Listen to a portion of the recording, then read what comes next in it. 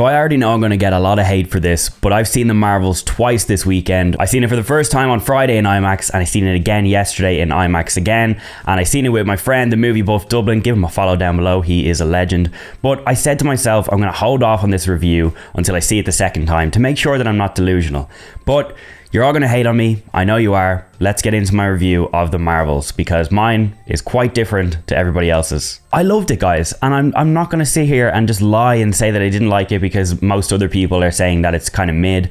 I had an amazing time with it both times that I seen it, and I think the Marvels benefits the most from that trio, that lead trio of Captain Marvel, Miss Marvel and Monica Rambeau having such good chemistry on screen together, and it was just infectious, especially Iman Vellani as Miss Marvel. She is literally Kamala Khan. She is the perfect casting for this character, and I'm so glad that she's going to be around for years. A lot of people are giving out that she was fawning too much over Captain Marvel, but you know, Spider-Man did it to Tony Stark, so if that was not a problem, then this shouldn't be a problem. And I didn't think it was. I thought it was really great, and it really is who she is in the comics as well. So it was very accurate. I also loved Teyonah Parris as Monica Rambeau. I loved her in WandaVision, and I loved her again here. It was so great seeing her powers and seeing like her in actual action, because we didn't really get to see that in WandaVision. But also, I think one of the main points that really grabbed me was that they've made Carol Danvers as Captain Marvel a lot more likable. And this was something that in Captain Marvel and in Endgame and wherever else she has shown up,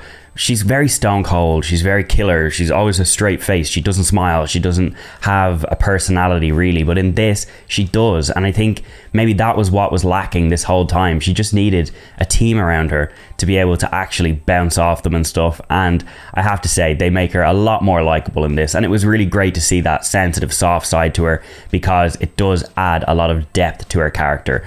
It used to be that she would just blow up something and stay stone cold and that was it, but in this we really get to see her care. And there was one line where Nick Fury says that Carol Danvers cares the most out of anyone he's ever met, and no one gets more grief for it, and I think that actually is a really great line to describe her character. I thought the fight sequences were some of the most unique in the entire MCU. This movie is all about the three of them switching places whenever they use their powers. So there was one sequence where Skrillex's Rat-a-ta song is playing and they're going from Kamala Khan's house to space to another space station. It's absolutely mad, and I just loved the visuals, I loved the effects, I love everything about it. It was just a really cool sequence. And then on top of that, as they learn to be able to control their switching and they team up together and they can, you know, coordinate it. There's one scene where Monica Rambeau is fighting Dar-Ben, the villain, who I will get to in a second, and Carol Danvers says, Monica, tag me in 3, 2, 1, and then they can use their powers at the same time to switch places. And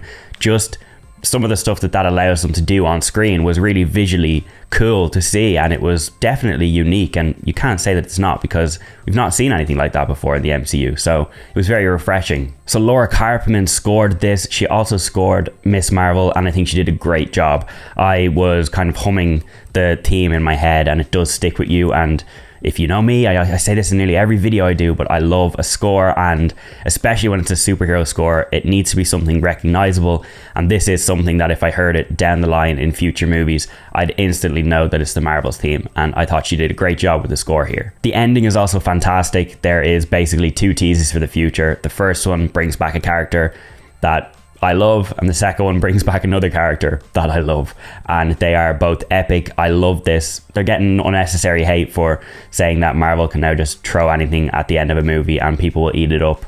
Maybe I will, you know, look at me, I'm a big fan, but I think that these 2 post-credit scenes set up the future very nicely, and it's definitely something that I'm really, really excited for. But it wasn't all perfect, okay? I think the villain, Dar-Ben, is very forgettable. I don't think it's her fault. I just think that runtime, that's really snappy. It's only 1 hour and 45 minutes.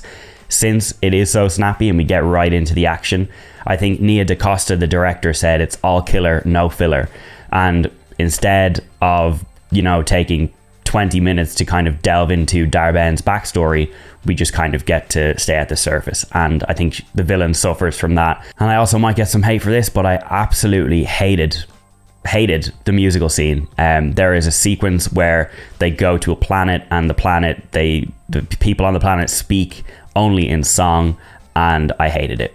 I genuinely was sitting there. The first time I seen it, I was like, oh, I knew it was coming, but I was like, ah.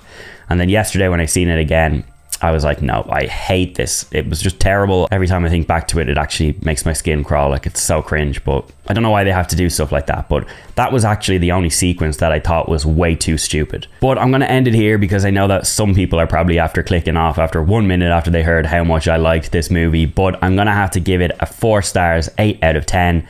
I just really liked it, okay? And I'm not going to damage my score just because other people are.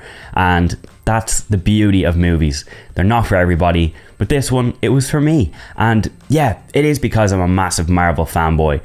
But also, I just really like these characters. I really liked the world that it was setting up and the future of the MCU. I'm all about that. I'm all about the teasers, guys. I can't help it. I'm a sucker for it. They have me. They've got me, okay? It's simple as that.